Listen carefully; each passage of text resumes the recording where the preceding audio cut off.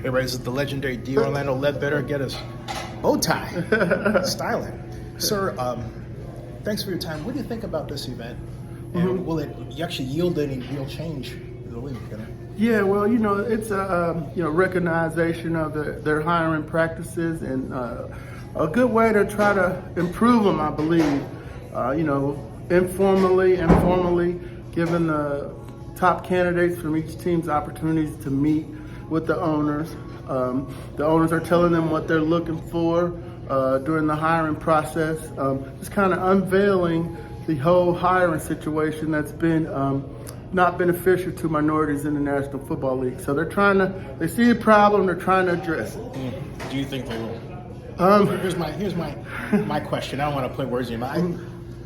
I'm just wondering if they do the same thing next year, or is it a one and a done? Well, I've been covering the league for a while. Right. I've seen, where they picked Chan Gailey over Sherman Lewis, Gary Kubiak and Sherman Lewis. The problem has been persistent over time, where they picked the offensive coordinators over, as the prime position to be the next head coach. So, that's decades. It's been the same. Yeah. Can't change it in one meeting, but it's a start. I remember, I'll just say this, the great Al Locasal was my mentor when I was working for the city of Oakland and mayor of Oakland. I remember we had lunch at this place called Luigi's, and he says, there's this guy that is going around coaching circles. He's a genius. His name is Chan Gailey. And I said, what makes him a genius? He couldn't tell me. What is it about this thing in the league where they have they make up something about a coach? But I think of Bill Walsh as a genius. In other words, we can say, hey, short passing game, introduce the hitch step, throwing without a hitch step. There are a lot of technical things I can point to where I can say, yeah, genius.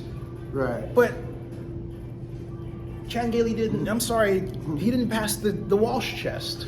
Yeah, no question about it. We rarely hear that term applied to black coaches. Yeah. There's been a slew of them. You go back to Mississippi Valley State, Archie the Gunslinger Cooley, with Jerry Rice. Everybody's running his stuff now. You never hear it. You never hear his name. High five. You never hear his name. Everybody's running trips right, trips left, diamonds, all kind of stuff. And that goes straight back to the Valley.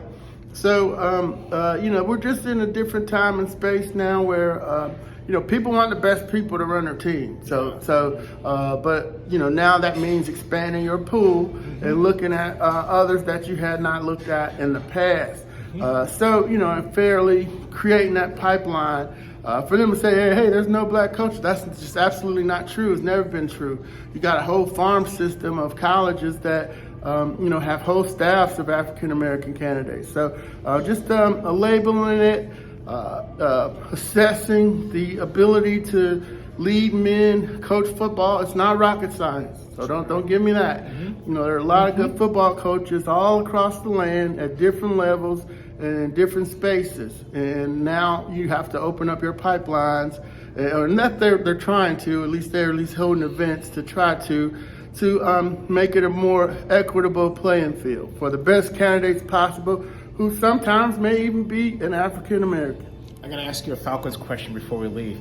Is this the year that they break out of 8-8? No, it's not.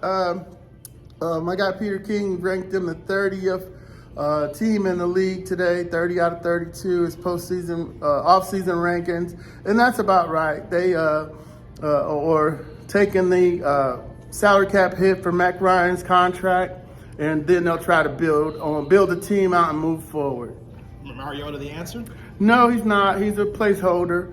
Unless he all of a sudden gets real consistent and efficient, which hasn't been his trademark, he's holding that space for Ritter, who they drafted in the 3rd round out of Cincinnati, and they're going to see if they can develop him as their next quarterback. Should they have taken Malik? That we're going to see in 3 years. We're going to see. Folks, my interview with Malik is right here. He's the man. Tell them how they can find you. You can find me on Twitter at DOrlando AJC, and our Falcons page is Atlanta Falcons News Now on Facebook, and of course our website is AJC.com. And we thank you for listening to the Bowtie Chronicles podcast, our podcast where you can find on Spotify, Apple, and other platforms. Hey, get a bow tie. Is this any tie-in with remember the Cincinnati Bengals linebacker that had Donnie Jones? Yeah. No, not tying with him. I started wearing bow ties when I was in law school and practiced law for a little bit and teach a little bit, little corporate law. Yeah. Title VII, defense work. But yeah, I started wearing the bow ties and kind of stuck. Hey, good look. Thanks, man. All right, thank you. Yeah, All right.